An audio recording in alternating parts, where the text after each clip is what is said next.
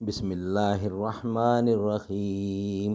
ناظرین، vlog number 2، لطف طبع، پیج 234 ہی چل رہا ہے۔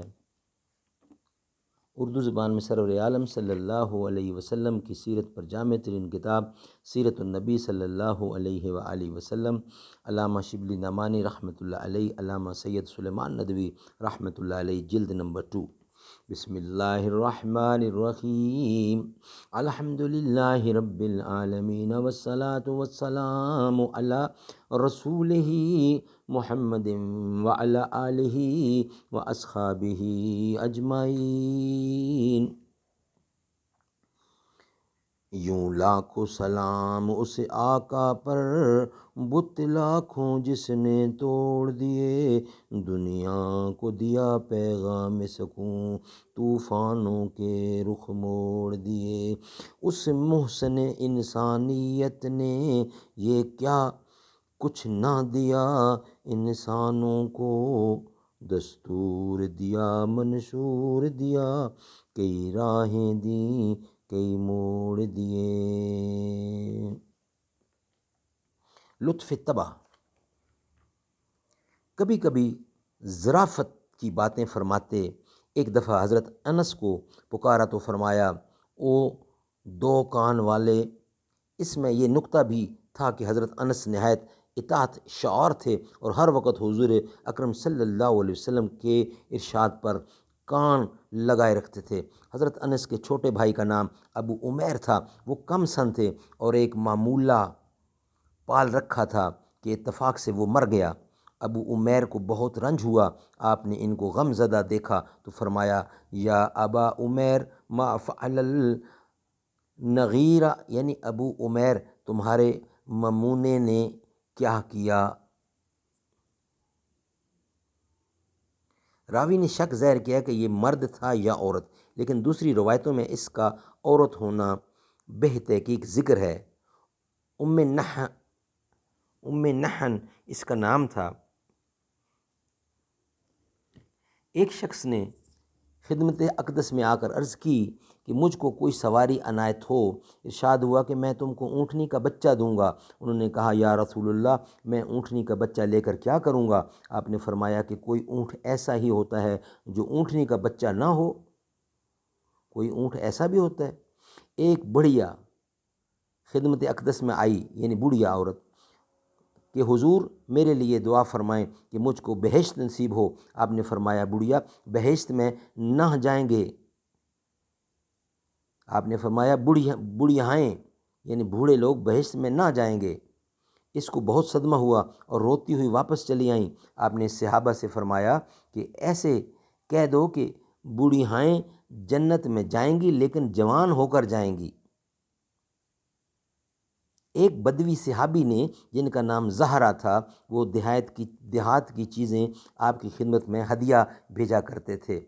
ایک دفعہ وہ شہر میں آئے، گاؤں سے جو چیزیں لائے تھے ان کو بازار میں فروخت کر رہے تھے۔ اتفاقاً آپ ادھر سے گزرے۔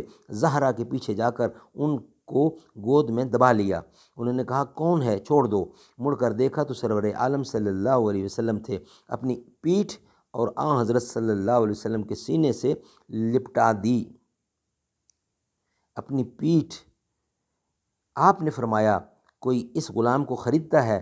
بولے کہ یا رسول اللہ، مجھ جیسے غلام کو جو شخص خریدے گا نقصان اٹھائے گا۔ آپ نے فرمایا، لیکن خدا کے نزدیک تمہارے دام زیادہ ہیں۔ ایک شخص نے آ کر شکایت کی کہ میرے بھائی کے شکم میں گرانی ہے۔ فرمایا، شہد پلاؤ۔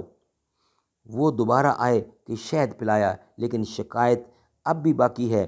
آپ نے پھر شہد پلانے کی ہدایت کی۔ سہ بارہ آئے، پھر وہی جواب ملا۔ چوتھی بار آئے تو فرمایا کہ خدا سچا ہے کہ شہد میں شفا ہے، لیکن تمہارے بھائی کا پیٹ جھوٹا ہے، چھوٹا ہے، جا کر شہد پلاؤ۔ اب کی بار پلایا تو شفا ہو گئی۔ معدہ میں مادہ فاسد کثرت سے موجود تھا۔ جب پورا تنقیہ ہو گیا تو گرانی جاتی رہی۔ سبحان اللہ، سبحان اللہ۔ یہ ہے شان محمد مصطفیٰ۔ ناظرین، 2 ویلاگ کمپلیٹ ہوئے۔ انشاءاللہ تیسرا ویلاگ آگے، جس کا ہیڈنگ ہے اولاد سے محبت، یہ انشاءاللہ نیکسٹ پیش کیا جائے گا۔